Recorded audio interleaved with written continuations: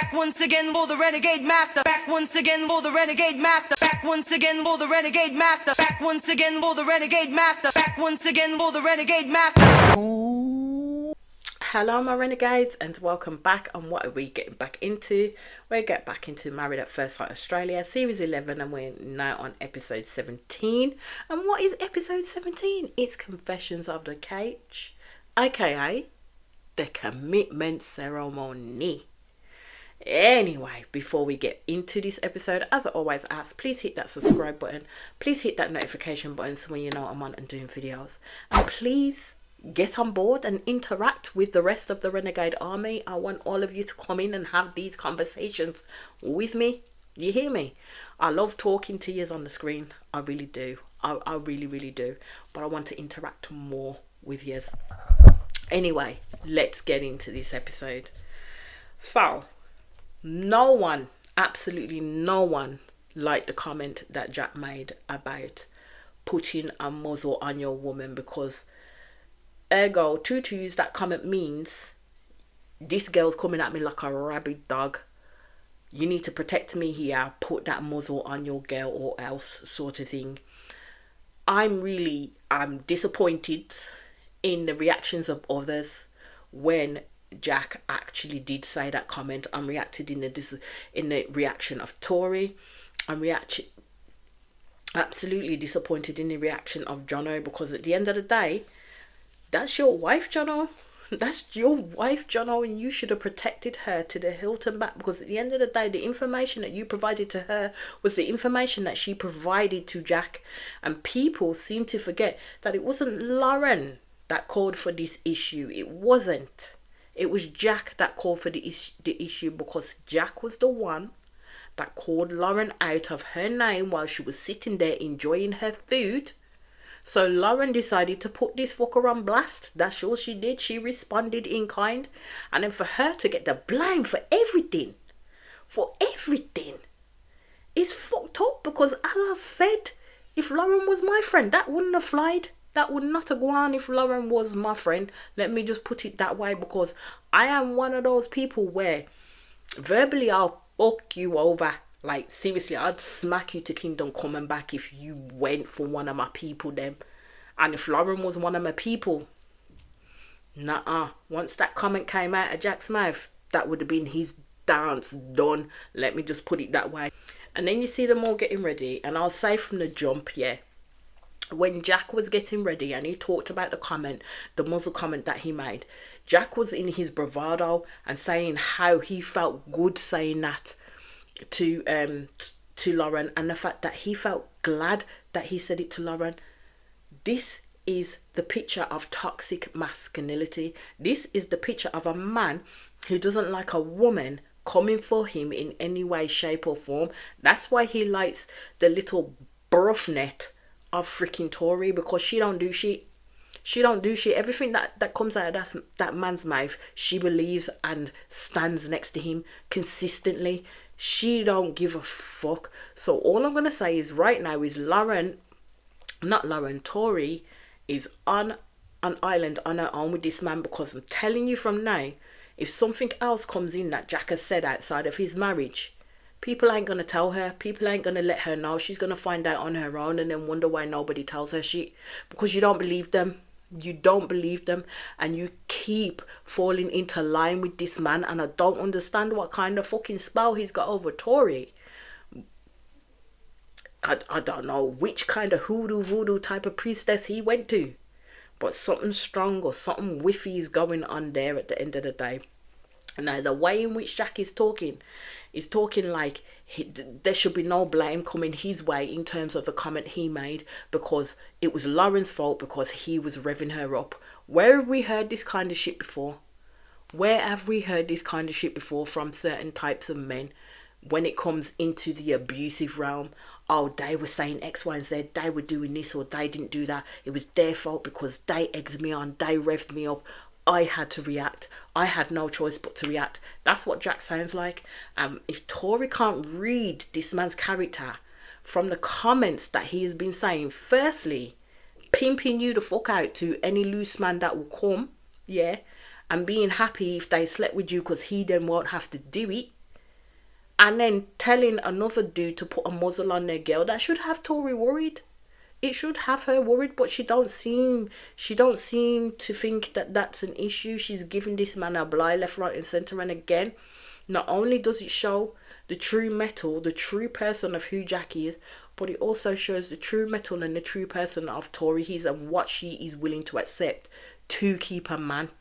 So then we know that Lauren has basically slept on her own because she was hurt by how Jonathan reacted throughout that situation. She was hurt by the fact that he didn't step up and be the man that she wanted him to be, that he didn't step up and protect her, his wife, in that moment when she was being attacked by someone. And she was being attacked by Jack, and Jonathan was nowhere to be seen.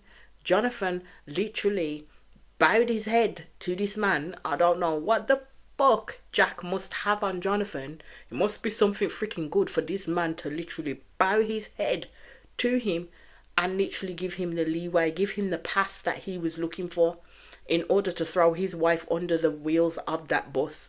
So then we see the first couple to the couch is Lucinda and Tim, and basically they're talking about how focused that they've been on each other, how focused that they've been on fun and adventure, and they've been going out on dates, they've been doing X, Y, and Z, they've been doing da-da-da-da-da. There weren't no issue at all with that until Alessandra, the expert, turned around and said it sounds like a friendship. Then Lucinda flipped, like completely flipped, and did a 180 on Tim, literally threw him under the bus because she was literally enjoying herself with going on these little dates with this man, these little activities and stuff like that. But isn't the basis of a good relationship based around friendship at the end of the day? That's how I'm seeing it. I think Tim needs to move a little bit more sturdier with Lucinda at the end of the day, because Lucinda's literally stepped back, so the ball has to be in Tim's court. Tim has to let go of the shit, whatever the shit he's got holding on to at this moment in time, to allow for Lucinda to be appreciative, open up and accept him in that sense, to allow for him to step over whatever barrier he's currently got in place, that he's placing Lucinda preferably in the friendship zone. But yeah, it was just, for me, the fact that as soon as Alessandra said it sounds like a friendship, that Lucinda said yeah, and then Tim was like, what the fuck, and kind of felt kind of blindsided by her. So you see Tori looking at them and basically looking like she's superior and condescending at the same time, because this is why I said you shouldn't give these people anything to chat about, especially when you're in the same fucking boat, when you're going at them for them having they're saying they're passionate, they're saying they're this, and they're not having sex, because at the end of the day, you and Lucinda ain't doing shit either. You ain't tending to your household in the way that it should be tended to, Tim. So basically Tim didn't like the way that the questioning was going, and he was hella silent, and you could tell on his face that this man was stewing, like absolutely stewing. So he kind of felt that he was taking small steps moving forward, and I'm like, but where to, Tim? Where are you taking these small steps to? Do you see you and Lucinda together, like, for the long haul? Tim says he sees potential.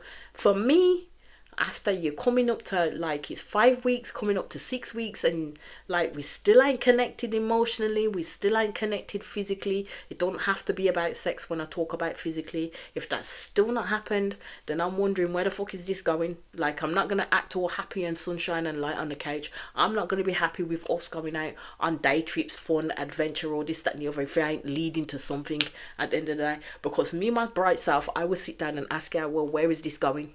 Where is this going? You tell me where this is going. Like, seriously, because we need to have this talk. And that's what I think, in that hair's breadth, Lucinda should have done with Tim, rather than literally bring that shit out on the couch. But the one thing I will say is I didn't like how Tim's attitude was towards Lucinda when I got back to the couch and she was asking him if he was all right. Yes, he felt that he was thrown under the bus, but he had no right to turn to her and say to her, don't talk to me. Like, he literally said to her, don't talk to me. Don't you dare say a word. And I thought, who the fuck are you? Like, seriously, in this realm of this Married at First Sight Australia, who the fuck these men? Like, who are they?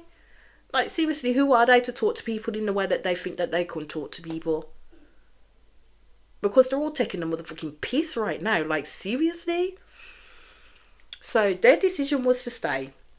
But just before that, Tim at that point, like, literally was not inclined to grab Lucinda's hand, was not inclined to kiss her or get close to her in any sort of way. So now the experts are literally questioning them as, again, someone put a penny in John and wound him the fuck up, because again, he was off. He weren't playing no games. Because I agree with John. At the end of the day, you've got to 5 weeks. Where is this going to? Like, it's time to call Tim out in regards to what's happening. Like, he needs this week now. You both wrote stay. And the question was asked, well, why did you write stay? I think the question should have been asked to both of them, not just to Tim, about why did you write stay? Because at the end of the day, Lucinda wrote stay too. And she's staying in this mix, in this melee with Tim, knowing full well what it is at the moment, that they ain't moving forward and they ain't moving backwards. They're just stuck in some type of etherworld, as I will call it. I'll call it etherworld for now. They're just stuck there, neither going backwards or neither going forwards. So why would they both write stay at the end of the day? They really, really, really need to think, is this going somewhere or not? Because if it's not, then it's time to, like, you know, hit the road, Jack. So the next couple is up was Jaden and Eden. Have nothing to write home about them. They were loved up this week. They both wrote stay. Next couple, Sarah and Tim, and actually they appear to be getting on a lot better this week. But the one thing I will say about Sarah is, don't use the Latina in you as a personality. Because at the end of the day, I could turn around and say, you know what, it's the Caribbean in me that makes me be as brassy and ballsy as I am. No, it's just me. That's just who I am. At the end of the day, you can be a product of your childhood, and you can be brought up with a certain parent, especially in a single parent household, much like Tori. But Tori ain't showing shit of what her personality should have been like. Tori's personality has become Jack's personality at the end of the day. That's all I'm gonna say. That's all I'm gonna say. Don't use your ethnicity or your heritage as a personality, because it don't work that way. That's just you. Your personality is just you. So they're saying that they flirt a bit more, they have fun has been creeping into the conversations, which is good, and their decision was to stay. The next couple up was the newly couples, was Ridge and Jade. And Jade is talking about how Ridge has put her at ease and how he is affectionate, and she's happy with how he's affectionate he is, because that's what she wanted at the end of the day. And Ridge has said that Jade is everything that he wanted, yet albeit it's been a week, they ain't hit no kind of road gap, no road bump, no nothing. They've just got a nice house of fire. So their decision, again, no surprise, to stay. So then we get to the next couple, which is Tristan and Cassandra, and all I'm gonna say is this was a hard watch for me with Tristan and Cassandra. It really was, because Cassandra is a good woman. She's an absolute good woman, but then she's paired with this man.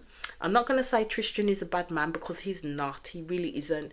But she's paired with a man who is clearly damaged at this moment in time, who has clearly not worked on the trauma coming up from his childhood to the man that he is today. So this is what I'm saying about why these experts don't vet these people properly, because you can't expect Cassandra to keep pulling this man up and out of the situations that he gets into in his head. She can't keep doing that. She's not a mental health coach. She can't keep doing that. There's got to come a time where Tristan has got to literally say, do you know what, I need to space myself and go and work on myself before I can do anything else or be something for someone else. But it was just horrible. It was just a horrible watch, especially when she wrote stay and he wrote leave, and literally had that girl in tears. Because he was the one that got in his head to literally say he is not good enough for this girl and maybe a next man will. He is not where he needs to be for this girl. I would say when he said that he is not where he needs to be for Cassandra was insight on Tristan's part. And it was Mal, the expert, who talked him out of that scenario. Because I'm telling you, even though Tristan says that he regrets writing Leave, I think it would have been the best decision for him in that scenario. It was the best decision for him. The reasons that he gave was pants, because he knows that it ain't about no next man coming in and hoping to give Cassandra what he couldn't. It isn't. It's because Tristan believes that Cassandra is all of this and he's not worthy of a person like Cassandra. That's where Tristan's head is at. This is what I'm saying. Work needs to be done with Tristan. Cassandra can't hold all of that. Like, seriously, she can't hold all of that. And this is where these types of programs get me. Like, seriously get me. In terms of how can you keep advocating for people to come and find this quick way to get married, come on this show and see what happens and hope that they can deal with the presence of the press, this, that and the other that comes with it afterwards. Tristan ain't going to cope with all of that. He seriously is not going to cope with all of that. So this is why I'm saying that, you know, when they keep picking damaged people to come in, they're also going to damage the people that they're paired off with. So Tristan said that he wanted a chance with Cassandra to work it out with her. We'll have to err on the side of caution and see how things go there. But all I'm saying is, if he keeps going into his own head, then Cassandra's going to have to do self-preservation for herself. Yes, I understand she likes Tristan. She really does. She really wants things to work out with this man. But it's to what end in terms of the emotional impact upon her as well. That's what she needs to think about too. So then ask for the next couple to come up. And again, new couple, Michael and Stephen. So Michael did talk about the fact that they do have good communication, but Stephen has his walls up, and this is where the conversation came with Stephen feeling that he was second best in the terms that, you know, Michael was matched to someone else, but it didn't go through. Again, what Stephen is failing to realise is that Michael did not meet this person. It was John who had to literally go out to Michael's place and tell Michael the sad news that this person, after the Bucks night, cut and run basically and said he didn't want to do it. So it was the other person who wasted Michael's time. But what Stephen also has to realise is that that was a silver lining being opened up right there. That was the universe saying that this person was not the right person for Michael, and they found you. So what do you think that means in the grand scheme of things? So as John put it, that they found the best person or the better person for Michael, and Stephen was never second best. When Michael turned around and said that he was fully attracted to Stephen, get you somebody who looked at Michael the way that Stephen did at that point.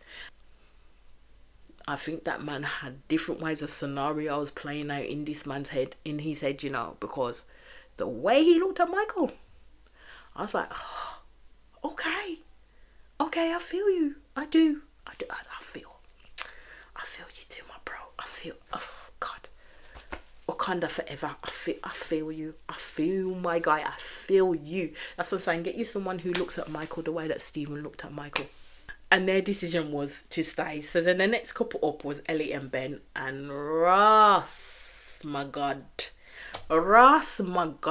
what rocket or person jumped up Ellie's arse or whispered in her ear to actually hear what it was that her cousin and everybody else had been saying since about Ben not being true to himself? Because my girl turned around and said that she felt that Ben was not authentic. She felt that Ben puts up a facade. She felt that Ben was trying to control the narrative and in turn controlling her. I was like, okay, Ellie, my girl, you go. You've had this vision. You've had this epiphany. We've been saying this from the get-go that this man ain't right for you. That this man is playing some type of game with you. He is Ben number two. He is Jack number 2. But you kept on defending this man like I don't know what. But something made her think that, you know what, this ain't for me. So then they come to Ben. And why did Ben kind of take off the bit from Collins? He didn't go to full theatrics, but this man tried to say that it hurts, it really hurts. And I'm like, my guy, you don't sound hurt at all. Like, you really don't sound hurt at all that she said this. All you feel hurt about is the fact that, you know what, she's like, I ain't putting up with your bullshit no more, no way, no how. I ain't doing it no more.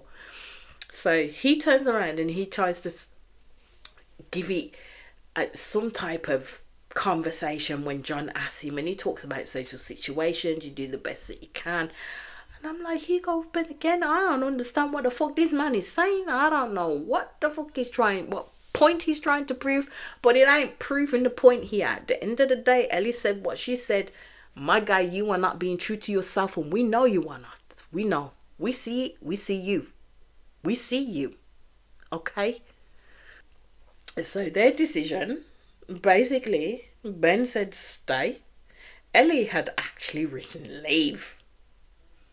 I was like, where has this Ellie been after all this time? Somebody tell me, where's Ellie been after all this time that you know, she didn't see this until now. Something's not quite adding up here, because I want to know, how did Ellie come to this on her own? Because previously, not so long ago, she was defending this dude to the hilt. That's all I'm going to say on that. So the next couple up was Andrea and Richard, and they said that they were quiet too. So basically, Andrea did look withdrawn on that couch. I ain't going to lie. She did not look her fine, bubbly self, and neither did Richard. So I already knew from the confessions of the couch previously that when Richard went gung-ho in regards to how often they have sex and all this, that and the other, and went into their personal details, that Andrea weren't going to like that. And I was right. She did not like it. She didn't. She found it kind of bragging. It's not something that she does. She ended up putting a barrier up. Apparently they have been talking about it, but she kind of doesn't know how to come out of this barrier that she's enclosed herself in, that Richard has basically pushed her into, because of the fact that he overshares. Like, seriously, he overshares. So he's turned around and he has apologized, and he said that they have talked about it, and all he wants is that close connection that they had back, because he feels that has been broken now because of the situation that had happened, but he doesn't know how to infiltrate the barrier that she has put around her. So this is their first stumbling block. We'll see how they play out from here, but they both made the decision to stay. So then the next couple up was Madeline and Ash. God. What can I say about this couple? What can I really say about this couple? So Ash talks about his frustration and the whole honeymoon and what happened. Like, from them walking in the field with the cows, everybody just started fucking laughing. And even the experts were thinking, where the fuck is this going to go? Because we don't know right now. To her having these fucking visions and shit like this at the table. Now, I don't know many psychic mediums, okay? I don't know many. But my thing is surely they do not, like, do that, like, just off the cuff. And if they do, then something else happens, because, as I keep saying, something's not quite adding up with me with Madeline. Like, seriously, it really isn't. Because my thing would have been, okay, you're in a tense and high pressure situation sitting on this couch, and you're not having no feed through, you're not having no visions, you're not having no one speaking to you at this point in time, you're not having nothing. Like, seriously, she weren't having nothing at the end of the day. She literally did get a little bit shouty with Ash by saying that, you know, that's what she's there for too, in terms of finding someone to love and finding someone to accept her as who she is. But as again, he Ash just don't understand. He's not understanding it, and he doesn't know how to get through to Madeline to try and see if they can make it work or make a connection, because he doesn't know who the fuck he's supposed to connect to. Like, seriously, because Madeline has not shown him that in the slightest.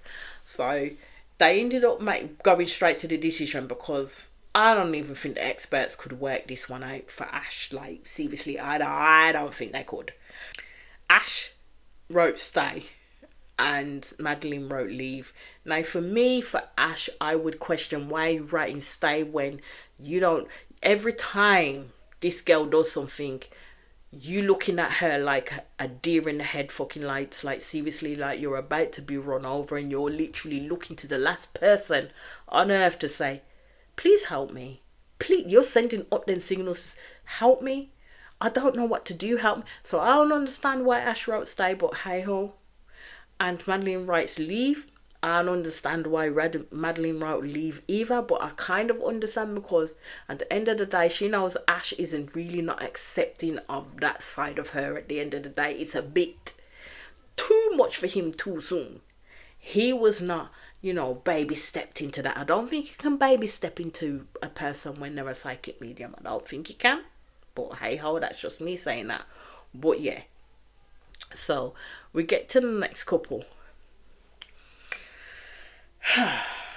Jonathan and Lauren. Now this fucked me off royally, because you know what? I like Lauren. I've said from the get-go that I do like Lauren. I have said that she can be a bit harsh on Jonathan. But you know what? After tonight, I understand why she's being the way that she's being. So, John's turned around that he said he's going to get to the bottom of this situation, and he's definitely holding people accountable. And that John did. John did. So, Jonathan had made a pact with Lauren that he would call out bad behaviour, in particular from Jack. And Jonathan also admitted that he said that he would have Lauren's back. And I said, which back? Because it fucking disappeared with a quickness in that fucking dinner party, my guy. Like, you left your wife out to hang. So Jonathan admitted that he didn't have his Lauren's back. No shit, Sherlock. Like, seriously, you didn't have her front, you didn't have her back, you didn't have her side, you didn't have nothing. Nada. So John says to Jonathan, explain yourself. So he turned around and he said that he told Lauren things. And then he said to Jack that there was a miscommunication between myself and Jack. And then he turns to Jack and Laurie and fucking apologizes to them. And then says to Laurie, I hope this didn't, happy birthday, and I hope this didn't impact on your birthday too much. Brother, please what? What? And Lauren literally still had to sit back and say, you're fucking doing it again. You are fucking doing it. Who the fuck are you married to, Jonathan? Who the fuck are you married to? Because you sure as fuck ain't sleeping with Jack.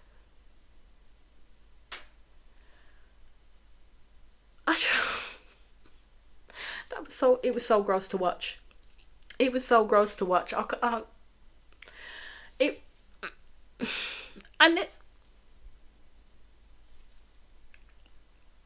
So they turned around and they said to Jack, this is unacceptable. What the hell are you apologising to Jack for?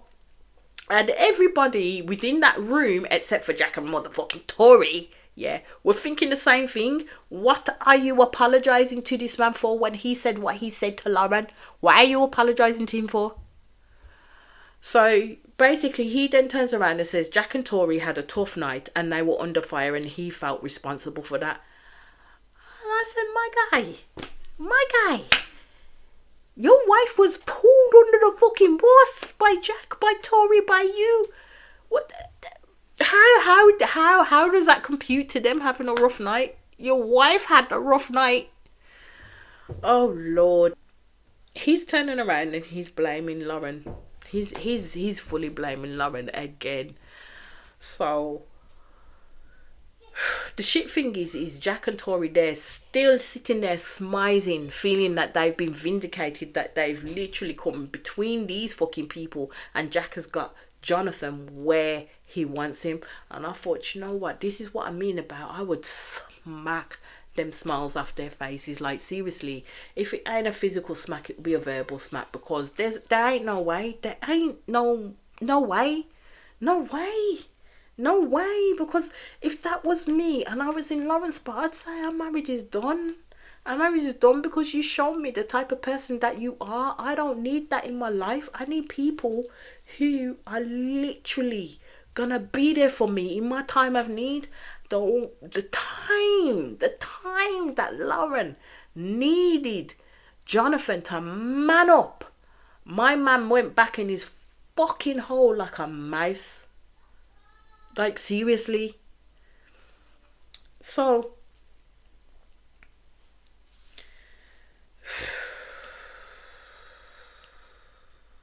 I have to just, because Lauren, at the end of the day, was thinking she was doing a good thing for a friend, not realizing that Tori already knew what the fuck Jack had been saying, because, you know, this is their dark humor.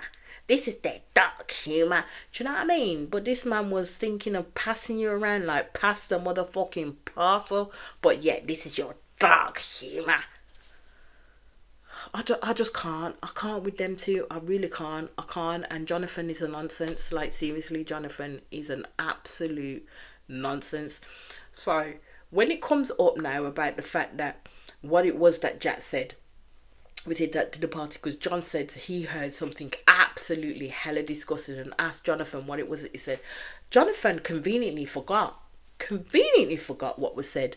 My guy, everybody remembered what was said the next morning. Are you for real right now, my guy? Like, seriously, we see you, Jonathan. We see you. You are not Scotch mist. You know, we see you sitting there trying to take a blie. So Lauren ends up telling them that Jack talked about the fact that Jonathan should put a muzzle on her.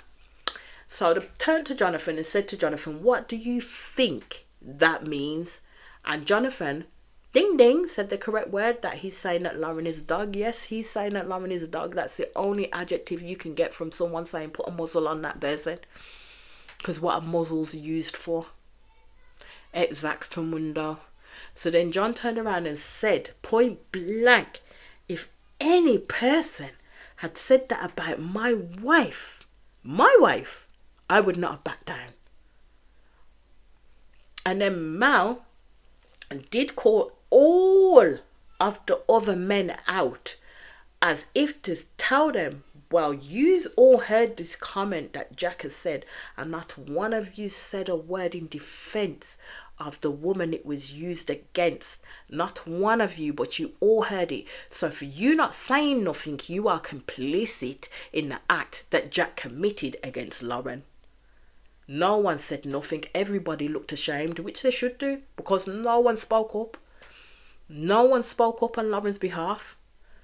So Ben thinks that it was okay then to pipe up and say, oh, well, I didn't know the context. I heard the screeching going on, but I didn't. So Alessandra said, do you really need to know the context of the conversation to know that this man turned around and abused this woman by telling her man to put a muzzle on her? Do you really need to know the context? And Ben wouldn't shut his mouth and wouldn't listen to what the fuck was being said, because he wanted to adjudicate himself or avenge himself out of the situation and not be blamed or lumped piled with everyone else. Now, all your man are lumped with everybody else, along with the women that's because at the end of the day, you can't just blame the man them. You have to blame the women, because they were hella disgusted by what Jack said too, but nobody came to Lauren's defense. No one came to Lauren's defense. Key point. That's why I'm saying, if Lauren was my friend, that would not have flied. That would not have flied. Jack would have got a verbal fucking bashing, and I would have said, keep coming for me, man, and I'll smack that fucking thing you call a man bun on your head back to your neck back. Like, seriously, you could have never come at my friend like that. No way. So basically, Lauren turns around and says that she felt that she got hung out to dry, which she did, because the man called her a dog. The man called her a dog. So Jonathan tried to say, but I thought I did say, don't say to that. Yeah, he did. Ain't gonna lie, Jonathan did pipe up and say, hey, don't talk to her like that. But his voice was drowned out because he was not strong enough. He was not strong enough because Jonathan did what? He folded like a deck chair. He folded completely under the fucking pressure of Jack. And that's what Jack wanted him to do. That's what Jack wanted him to do. So basically Jonathan was saying that he regrets his actions. But all I'm saying is it too little too late at this point? Like, seriously, because now I know who you are. Now I know what you are about. Do I really want to continue doing this trip with you? So the next and last couple up was Jack and Tori. Now at this point, because of all the chatter that happened before, Jack and Tori were no longer smizing. Jack was redder than a motherfucking beetroot. Let me put it that way. So I was like, okay, let's hear these excuses that you two have now concocted, or Jack has concocted. Let's see what he's gonna say. Jack is looking hella nervous, but wasn't it Jack in his VC saying that he liked the fact that he said that to Lauren? He liked it. He had no bones about saying it. It rolled off his tongue easily. And this, my people, is what I call toxic masculinity. Go to the dictionary. You will see Jack's face next to toxic masculinity, because this is what this man is. But Tori don't seem to want to understand that. Like, seriously though. When John said to him, when he made that comment to Lauren about the muzzle, what did that think it said about him? Jack was silent. I was like, oh no, my guy. Don't go silent now, because you had a lot of mouth at that dinner table. So say what it is that you've got to say. So Jack says that he lost sleep over it. He was worried about it. He was XYZ about it. He apologized about it. The man chatting bish. Man chatting pure and absolute bish. He don't care. And this is why I said to myself, why do they not say, oh, let's stop right there, because you said point blank that you apologize if your mom, your sister, or any of the women within your family had seen that, they'd be hella disappointed in you. But hold that thought. Let's, wind this tape back, because this is what you said straight after, the day after you had said this to Lauren, and played the motherfucking evidence right there, because Jack didn't give a shit. And this is what I don't get, why they won't call these people like fucking, especially abusive people like this, like Quick Smart. Because my first thought would have been, do we have it on tape, him saying X, Y, and Z? If the people, the production staff tell me, yeah, we have it on tape, him saying da da da da da, that shit would have been played. And then I would have watched that little fucker squirm to see how he would have got out of that one. As you can already tell, I don't like Jack. I don't like him. I don't like Tori. I don't like either one of them. He turns around and says he's sorry, but he ain't. He's just sorry you got caught saying it. He's just sorry that now he's getting pulled across the hot coals for it at the end of the day. So Tori at this point weren't really saying anything. So then they turn around to Tori and say, he is showing you a portion of who the man he is. Jack is showing you who he is with women and how he treats women. Tori did not agree. Tori did not agree with that at all. And I'm just like, so now she's sitting there in front of God and everybody. In front of everybody, the congregation, the whole place. Telling people that she's excusing Jack for what he said. She doesn't believe that it was natural for Jack to say that. And the way this girl rolled her eyes when Mal told her actually it is natural for him to say it because it slid off his tongue, like with ease. That's psychology 101, my gal. That's behaviour 101, my gal. If someone says something with ease without even thinking about it, it comes to them naturally. So how Tori said it doesn't come to Jack naturally is beyond me. So Mel then asked her, what if he said it to you? All Tori said is she would have snapped. I said, I'm telling you, this girl don't care. This girl don't care. She really don't care, because she doesn't believe that it impacts her or her relationship that she has with Jack in the slightest. Like, really doesn't care. And this is why I'm saying is right now, Lauren knows that she put herself out on a limb for this girl to tell this girl that this man ain't right. Her friends done told her that this man ain't right. And don't want to hear the misgivings of anybody else. She's on an island on her own. This is an island of her own making. From here on out, what happens next is an island of her own making. That's all I'm going to say on that. That is all I'm going to say on that. So then I go to the fact that Jack is saying that he is not attracted to Tori. So Jack has said that he has not said he is not attracted to Tori. Now, this is where I tell you, Jack likes to use wordplay, because he's trying to say that he said there was no sexual spark, but he does not say that he is not attracted to Tori, and that's where the issue is with him. I call bullshit, because if there is no sexual attraction, no sexual spark, then you can't be attracted to this person.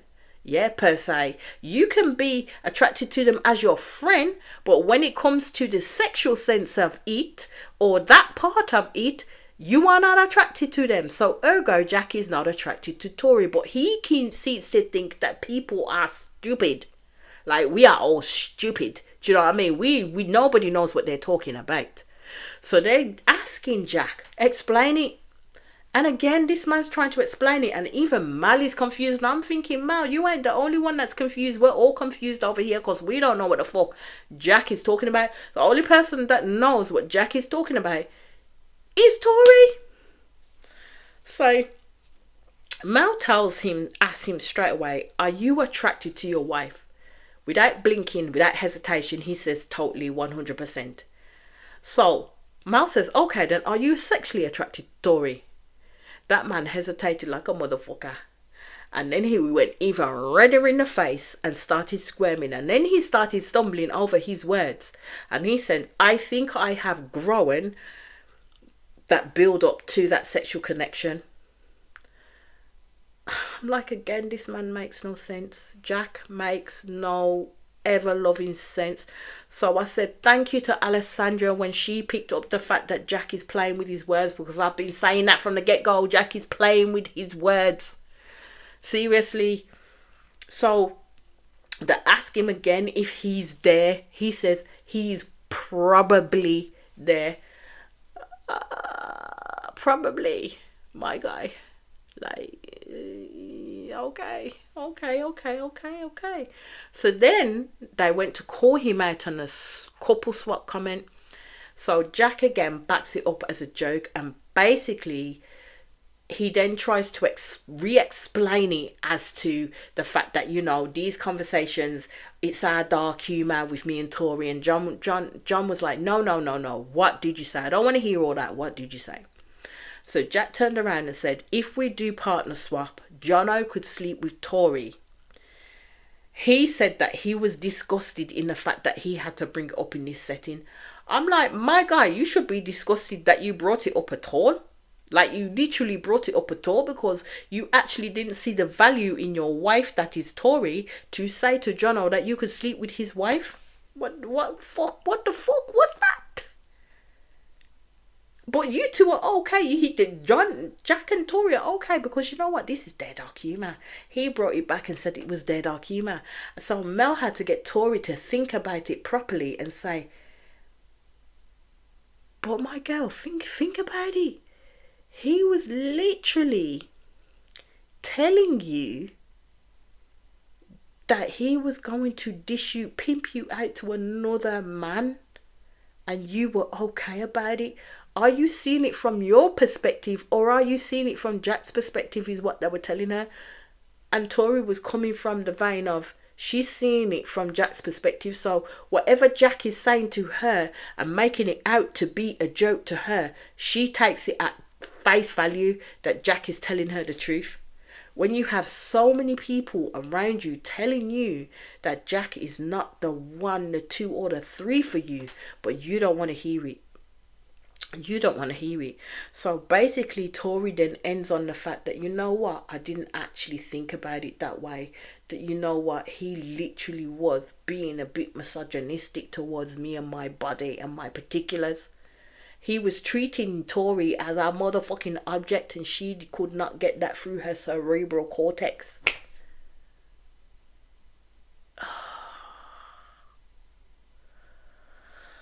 Oh my God. So they went to their decision and they made the decision to stay. So as everything starts shutting down, yeah, Jack and Tori are left on the sofa. So Jack turns around to Tori and he says that the experts, yeah, just wanted to see if they would make Tori turn on him a little bit, but says she didn't. I'm like, don't these people realise that there's cameras everywhere and they pick up on your conversation? Just because you see the production crew cleaning up around you doesn't mean the cameras have stopped rolling, my guy. Are you stupid? Are you dumb? Obviously you are. So then Jack continues with, it's all a crock of shit anyway, and I am still taking you home. Tori then replies with, you kinda have to. Because then she says, I don't have the key. And Jack says, babe, this is what it's all about. Some days are more fun than others. Tori point blank said to him, I just want you to stop talking about it. And this is why I'm saying Tori is determined not to see the red flags that are Jack. She's determined not to. There's nothing more no one else can say to her until she sees it and works it out for herself. But hey ho, when we get to the next episode, it's a family and friends week. And basically all I can say is Tori, everybody else has gone out to see family and friends, yeah? Tori and Jack looks like they're still in the flats, so it doesn't look like they've gone out to see family and friends. And Tori's friend has come over, Leah, the one I liked from the beginning, who told Tori straight that this man ain't correct. Basically was pulling no shots with these two people. And she questioned Jack and she said that it's a bit strange. She does not trust Jack at all, and she believes that Jack is hiding something, and it looks as though she said this in front of Jack and Tori. So even your best friend, Tori, your best friend, don't have no rights when it comes to Jack, but yet you ain't gonna hear her. You're not gonna hear her. She ain't gonna hear her.